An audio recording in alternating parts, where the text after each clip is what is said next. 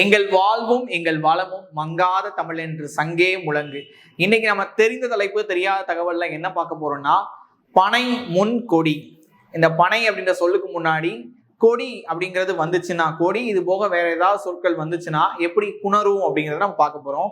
பாருங்க, நன்னூலார் சொன்ன விதியின் அடிப்படையில பனை முன் கொடி. இப்போ பனை நிலைமொழியில இருக்கு, வருமொழியில கொடி வந்திருக்கு. இப்போ வருமொழியில கொடி வந்துச்சுன்னா என்ன நடக்கும் அப்படின்னா மிகழும், வல்லினம் மிகும். அப்ப எப்படி வரும்? பனை பிளஸ் கொடி என்ன வரும்னா பனை கொடி. தெளிவா கவனிச்சுக்கணும். பனை நிலைமொழி, வருமொழியில கொடி என்ற சொல். நீங்க கொடியை வல்லினம்னு எடுத்துக்க வேணாம்னா அடுத்த கண்டிஷன் அதுதான்.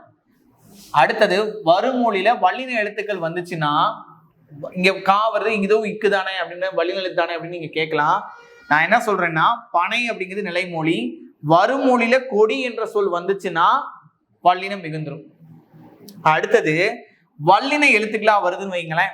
பனை நிலைமொழியில இருக்க வருமொழியில உங்களுக்கு வல்லின எழுத்துக்கள் வந்துச்சுன்னா என்ன ஆகும்?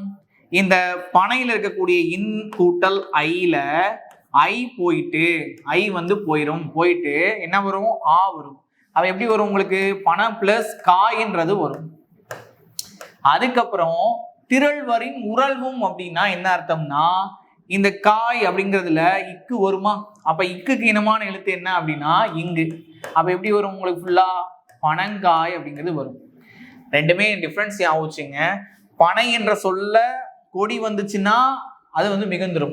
அடுத்தது வருமொழியில வல்லின எழுத்துக்கள் வந்துச்சுன்னா அந்த இன் கூட்டல் ஐல ஐ போயிட்டு உங்களுக்கு ஆ வந்துடும். ஆ வந்தா பனை பிளஸ் காயின்னு வரும். இது போக வருமொழி எழுத்துக்கேற்ப உங்களுக்கு எப்படி புணருதுன்னா பனங்காய்ன்னு வந்துடும். அடுத்தது அட்டுன்ற சொல் வருதுன்னா பனை கூட்டல் அட்டு. அட்டுன்ற சொல் வந்துச்சுன்னு வைங்களேன், எப்படி வரும்னா அங்கேயும் என்ன போயிடும்? ஐ கெட்டு போயிடும். இப்ப இன் கூட்டல் ஐல ஐ வந்து கெட்டு போயிடும். அப்ப எப்படின்னா இருக்கும்னா இப்ப என்ன ஆகுதுன்னா அந்த அந்நீழ்வுமாம் வேற்றுமை அப்படிங்கிறதுல இந்த ஆங்கிறது என்னவா மாறும்னா ஆவா மாறிடும். அப்போ இங்க இன்னு கூட்டல் ஆங்கிறது என்னவா மாறிடும்னா ஆவா மாறிடும். எப்படி வரும்? பனாட்டுன்னு மாறிடும். ஓகே, சிம்பிளா ஞாபகம் வச்சுங்க. கொடி வந்துச்சுன்னா வல்லினம் மிகும்.